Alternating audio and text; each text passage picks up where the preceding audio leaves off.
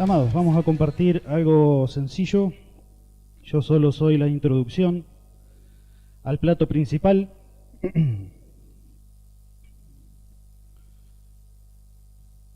Y quisiera compartir con ustedes algunos pasajes. La charla se llama Sea la luz en mi vida. Y hablamos de ser la luz en el mundo. Hablamos de ser luz en todo lugar donde estamos, pero a veces debe esa luz nacer primero en nuestro corazón. Debemos ser primeramente nosotros transformados para poder compartir de esa luz preciosa que es Cristo. En estos años nos ha tocado hacer mucha consejería con los chicos y vemos ese transitar de algunos en sus pensamientos, tal vez en heridas, en circunstancias que han transcurrido, enfocándose tal vez en el presente, pero no dándose cuenta que tal vez el problema está en una situación un poco más interna.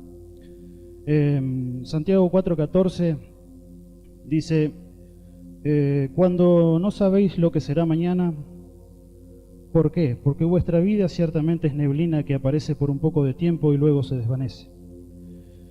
Al Señor le ha placido a cada uno de nosotros nacer en un tiempo exacto para transitar de una manera el cual Él ha determinado. A veces no lo vemos así, a veces simplemente creemos que somos dueños de nuestra vida, somos independientes, pero en Él nos movemos y existimos y de Él dependemos. Amén. Estábamos hablando ahí con el orador que está después de mí y justo habíamos coincidido en lo que íbamos a traer, lo que traímos. Así que no quiero pisarlo, simplemente voy a hablar por arriba, nada más. En la palabra vemos en Génesis la historia de varios hombres de Dios, varios personas extraordinarias, pero no eran extraordinarias por ellos, sino por aquel que los había tomado, por aquel que los había escogido. Se destaca en Génesis del 37 al 42 los capítulos, pero yo no voy a leer todos esos capítulos, quédese tranquilo, yo tengo fama de larguero, pero hoy no lo voy a hacer, voy a intentar acortar.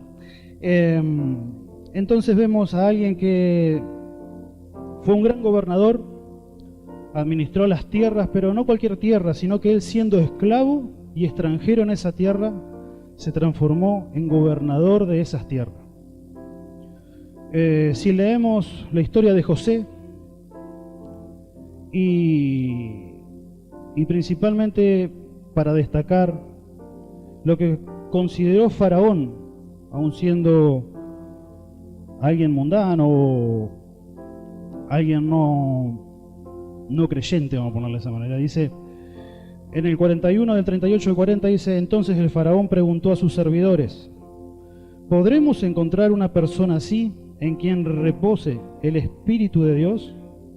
Luego dijo Faraón a José, puesto que Dios te ha revelado todo esto, no hay nadie más competente y sabio que tú.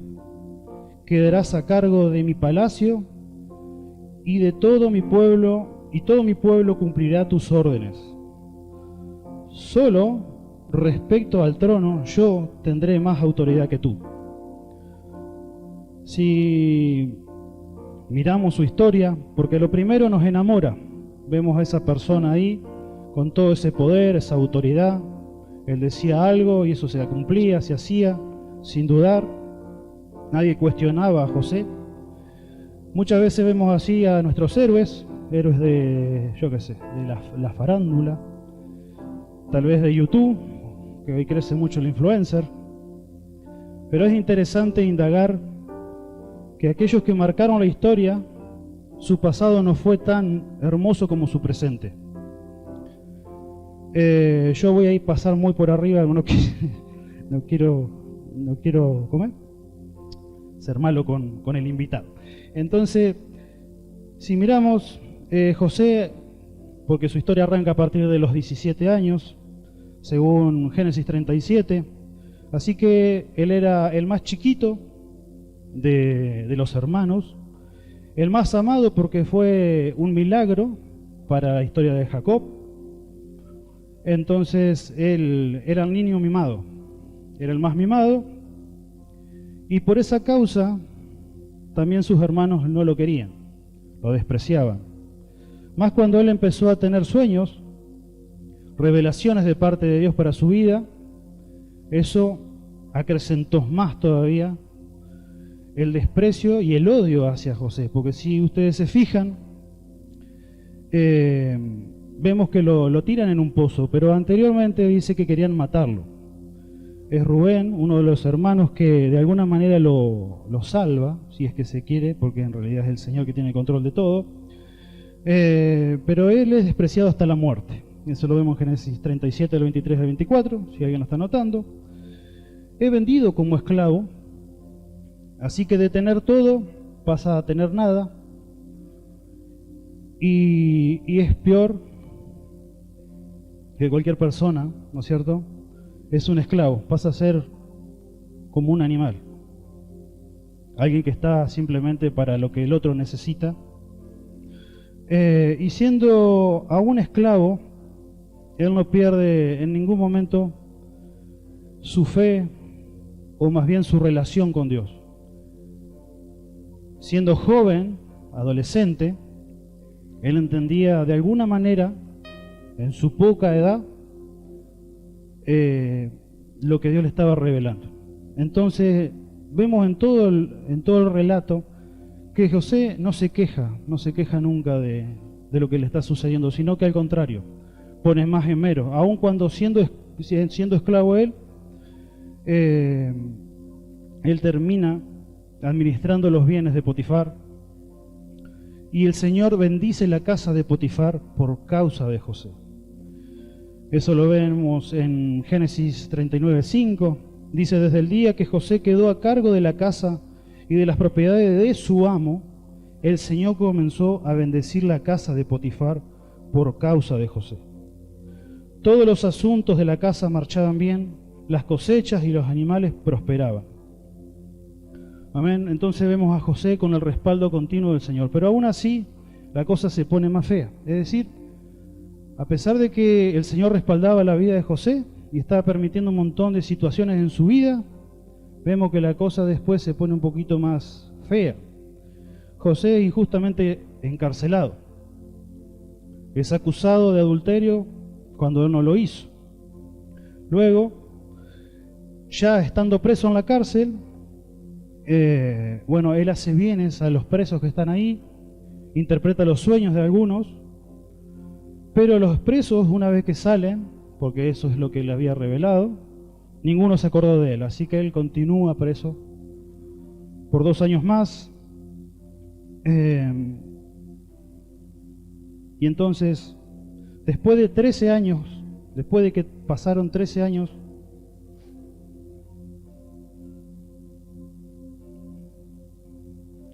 en Génesis 41:46 dice: y era José de edad de 30 años cuando fue presentado delante de Faraón, rey de Egipto, y salió José delante de Faraón y recorrió toda la tierra de Egipto. Es decir, ya una vez que Faraón lo había llamado, vemos lo que continúa, el presente que vemos a lo primero. Ya José reconocido por parte de Faraón que el Espíritu de Dios, que Dios reposaba sobre su vida. Y por causa de eso, él toma el lugar que Faraón le da. Vemos el cumplimiento de las promesas de Dios, pero primero tuvo que ser procesado José. Primero pasaron muchos años antes de que él llegara a ese lugar, antes de que pudiera ver aquello que Dios le había revelado. Amén. Es en ese sentido que pasaje tan conocido, Romanos 8:28, dice: y sabemos que para los que aman a Dios, todas las cosas cooperan para bien. Esto es, para los que son llamados conforme a su propósito. No nuestro, sino su propósito, el del Señor. Ahora bien, Voy a contarte otra historia. Tal vez esta historia no es bíblica, aunque tiene principios bíblicos, y tal vez se asemeja más a cada uno de nosotros. En estos años que nos ha tocado, como decía, charlar con muchos chicos, aconsejar y demás, muchos repiten la misma frase, que la Biblia como que no es contemporánea a ellos, no va como en relación a su actualidad. Así que voy a compartir una breve historia muy simple. Ya estamos pasado el horario igual, pero había un niño que hacía pocos días había cumplido 5 años de edad. Estaba en la casa de su abuela y de repente entra un hombre, alguien que él no conocía. Él lo ve con asombro y este hombre lo mira con una mirada fría, lo desprecia, lo insulta y se va. El niño solamente escucha a lo lejos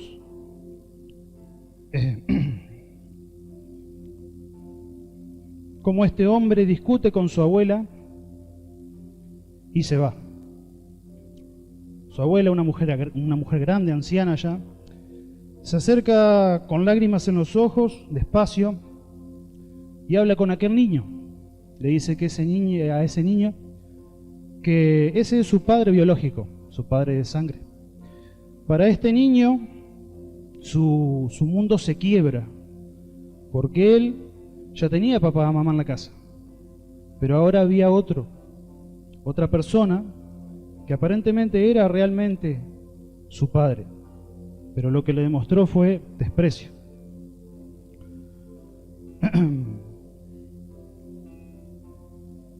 Pasa esa situación, obviamente esa marca queda, como es, pero justamente en esa misma edad y en su casa ya, comienza a venir una persona, un familiar, y comienza a quedarse repetidas veces en la casa debido a algunas actividades. Y bueno, como no hay muchas habitaciones, él tiene que compartir la habitación con esa persona. Esta persona, y usted imagínese que un niño a los 5 años, toda actividad, o más bien toda circunstancia que él pueda tener para él es un juego. Así que esta persona, que es un poco más grande, comienza a aprovecharse de la inocencia de este niño.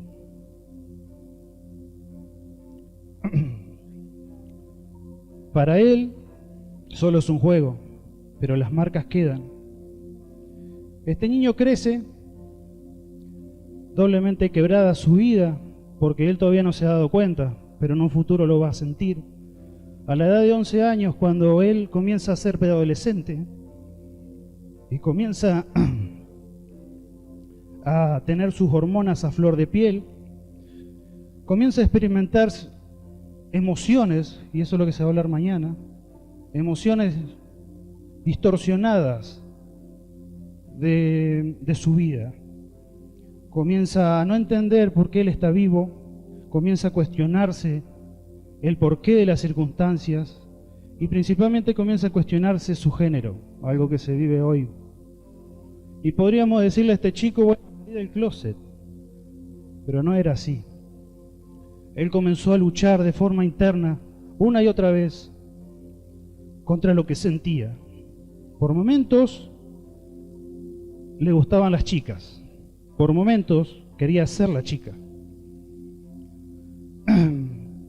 Y algo que no dije, este niño se crió en un hogar cristiano.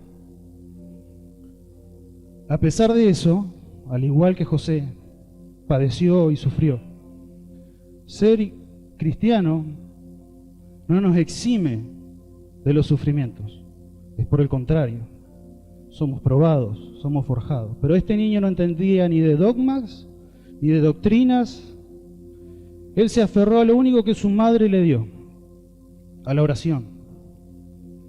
Y después de tanta lucha interna, porque aún, imagínese que en determinado momento su madre le preguntó por qué él se retraía, qué es lo que le pasaba.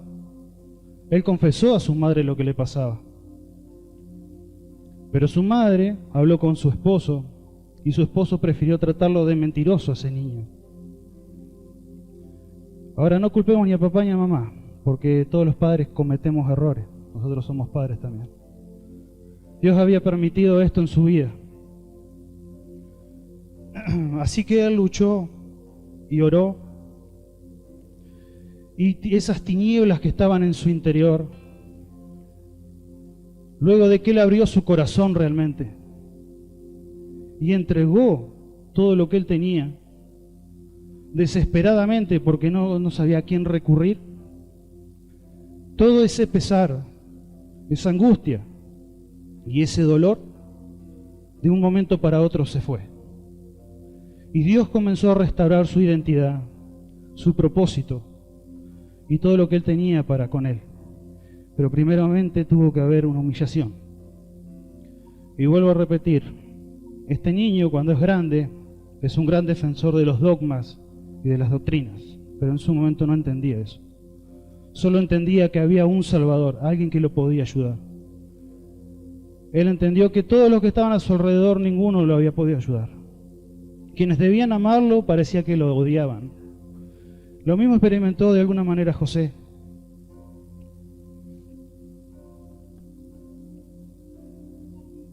Y como decíamos hoy, entre los pasajes lema de este congreso, la luz en las tinieblas resplandece y las tinieblas no prevalecieron contra ellas.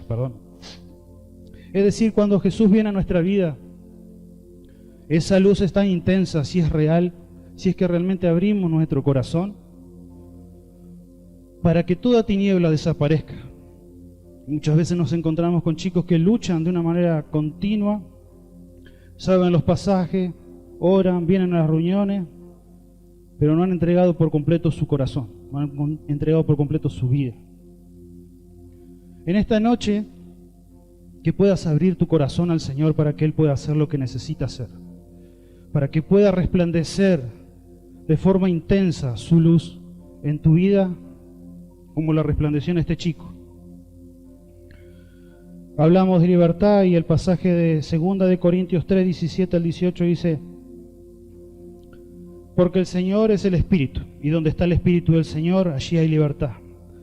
Por tanto, nosotros todos, mirando a cara descubierta, como en un espejo, la gloria del Señor, somos transformados de gloria en la misma imagen, como por el Espíritu del Señor. Que el Espíritu del Señor hoy pueda abrir nuestras mentes, nuestro corazón y transformarnos. Amén. Este chico, para su tranquilidad, tiene 36 años, está parado frente a usted y tiene 3 hijos y una esposa. Siendo creyente, aún así, uno lo va a vivir, uno va a padecer y sufrir. Lo importante es que Cristo esté con nosotros. Amén. Yo te invito a ponerte de pie. Y José fue bendecido, pero la bendición que él recibió no fue para él, sino que fue para todos. Fue hacia afuera, bendijo naciones a su alrededor, bendijo a su propia familia aun cuando fue despreciado por ella. Amén. Así que el Señor quiere bendecirte, quiere transformar tu vida, pero no es solo para ti, es para afuera, es para todo tu entorno, es para tu familia, para tu congregación, para tus amigos. Levanta tu mano y ahora vamos a adorar, pero primero vamos a consagrar nuestra mente, nuestro corazón, a aquel que vive y reina, aquel que es eterno, aquel que tiene poder y control sobre nuestra vida, aquel que conoce lo más íntimo de cada uno de nosotros, aquello que ni siquiera confesamos. Señor, queremos entregarte nuestra vida en tus manos, nuestros pensamientos a ti, y te pedimos, Señor, te entregamos nuestra carga, aquello oculto que está en nuestro interior, que solo tú conoces, que nos ata, que nos limita en el presente, que podamos ver ese pasado como tú lo ves, como un trampolín hacia la gloria que tú nos tienes preparada, Señor. Porque tú tienes un propósito eterno para con cada uno de nosotros, por eso tú nos has llamado. Por eso estamos aquí, por eso tú nos has traído y nos has convocado. Señor, te entregamos nuestra vida, te entregamos todo lo que somos a ti, nuestra familia, Señor. Anhelamos que tú nos uses, anhelamos que tú hagas, Señor, ese cumplimiento de tu propósito eterno, Señor, en nuestras vidas. Gracias por este lugar, gracias porque tú nos convocas hoy, Señor. Te entregamos en tus manos todo, Padre, y abrimos nuestro corazón y abrimos nuestra mente para poder escuchar tu palabra.